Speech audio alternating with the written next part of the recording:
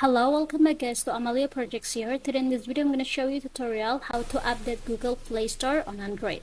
But before it, I hope you guys click subscribe and the bell button to support the channel. And without any further ado, let's get started to the video. Well guys, firstly here of course I'm going to open my Google Play Store. Here I'm going to open it first, and also you have to make sure that your phone is already connected to the internet like this, guys. And to update your Google Play Store, just go ahead to this account icon. Now scroll it down until we found that here the settings options. Tap on it, and after here for the about option at the bottom, just tap on it and it will be more options at the bottom, you guys.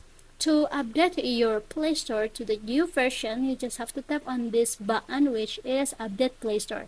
I'm gonna tap on it, and as you can see for my Google Play Store is up to date, yeah guys. So I'm gonna tap on got it. And yeah, simply you just have to tap on this button to update your Google Play Store.